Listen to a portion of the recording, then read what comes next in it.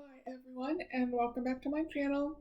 My name's Sophie, and this channel is chronicling my journey of living my best life with multiple chronic health conditions. Today I wanted to talk about some mental health things that I'm working on. I am not in therapy. Currently, I have not been in therapy for quite a long time. I think the last time I was in therapy was in 2020.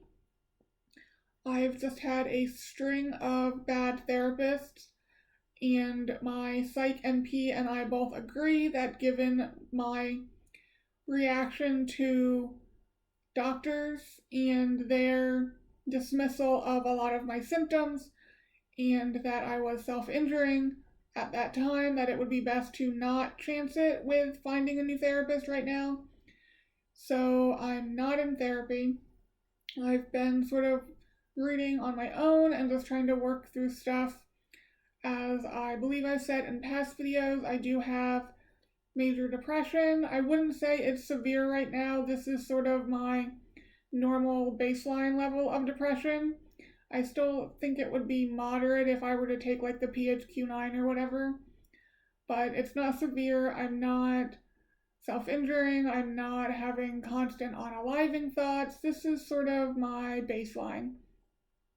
I have a history of anorexia, which I pretty much think I'm recovered from. I have no want to lose weight or anything like that. I have post-traumatic stress disorder, PTSD, that I am working on. That is, a lot of the books that I read have to do with sort of getting over PTSD, because I think that drives the depression and the anorexia and the self-injury. So that's really what I focus my attention on. And that is where the topics of today came from. I was reading a book called Complex Post-Traumatic Stress Disorder. I will put a link in the description if any of you are suffering from PTSD, from abuse, or anything like that. It's a really good book. I enjoyed it. It made a lot of sense. It really helped me understand some of the things I'm going through, especially what he calls emotional flashbacks. And I know my previous video was about how I don't feel emotions, but I think my body sensations, I think I get triggered and my body sensations and thoughts get so overwhelming. And that is, to me, what emotions are. I don't know if it's like more than the sum of the thoughts and the body feelings, but anyway, they get so overwhelming that I act out.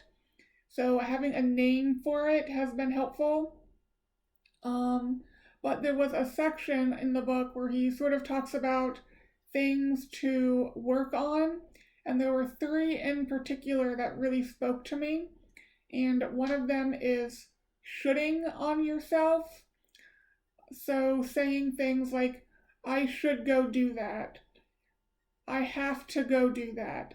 I should do this. When it's not really things that you are mandated to do or things that you really have to do. They're things you assume you have to do for societal pressures or whatever. For example, right now it's about 7 a.m. and I often have the thought, oh, I should go start working. I work from home. I could basically work whenever I want to some degree. And whenever I am not working, I feel like I should be working. And I'm going to read the quote from the book. I will substitute the words want to for should, and only follow this imperative if it feels like I want to, unless I am under legal, ethical, or moral obligation. So I've really been trying to employ this when I start shoulding on myself. I should go work right now. Well, legally, ethically, morally, I don't have to go work right now. I don't necessarily want to go work right now. I have other things I need to do, so I'm not working right now. And that's an improvement, because before I would go in and start working at 7 a.m. and some days I wouldn't finish working because of the phone calls I have to make until 7 p.m. And that was happening most days of the week, and it was just way too much. So that's definitely been helpful in my current situation. Then The second thing that really spoke to me that kind of relates to the first is just working all the time, and not necessarily like job work, but housework, cleaning, organizing, just being busy all the time to sort of escape dealing with life. I've always been super busy. I've always been active. I've never really known how to rest. In school, I was in cheerleading, I was in dance, I was in baton, I was in band, I was very active, I was in all the things, and I never really learned any coping mechanisms, hence the self-injury and the anorexia. So just learning how to take care of myself in ways that aren't escapism, basically. Basically, he says, I will not choose to be perpetually productive. And a quote that really, really speaks to me is, I am a human being, not a human doing. I think that speaks to a lot of us. We live in a society where we're always supposed to do more, more, more.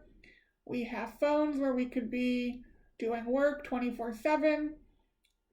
So I really think keeping in mind that we're supposed to be, not do, is important, and again, something I am working on, that I don't always have to be doing something productive. So in the evenings, I try to basically not do much productive during the day when I'm awake and not at work, because I don't have to work at 7 a.m.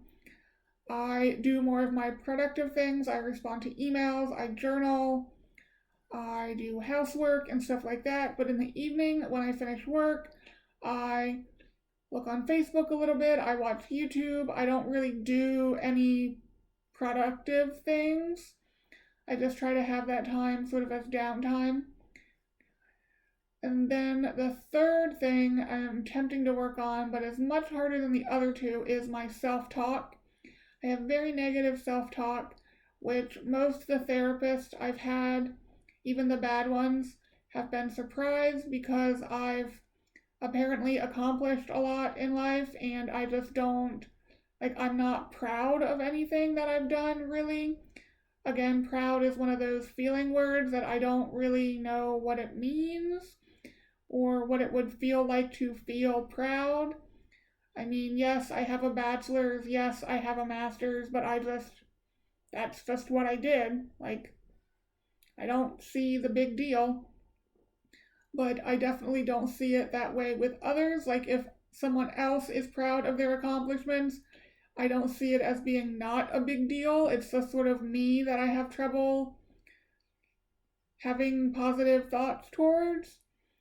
So if I make a mistake, I'm always thinking I'm a failure. If I don't even know, I just don't have positive thoughts about myself. So I'm trying to catch them when I'm having them and sort of stop myself from thinking them. Not really reframing them yet, because it's a PTSD thing. I'm not getting into that, but just sort of stopping the negative thoughts from snowballing into severe self-hatred where I feel like I need to punish myself, because that happened quite often in the past. And I have been able to do that recently. This time of year, for whatever reason, is always very, very difficult for me. I don't know why. I'm assuming it's a PTSD thing, though I don't remember anything specific per se. But there have been, for the past few years, I can look back at my journal, and in the March, April, I've very much struggled with wanting to unalive myself. And this year it really didn't happen. It might have happened a couple odd days, but it was one day and I was out of it the next day or by the end of the day, which is very unusual for me.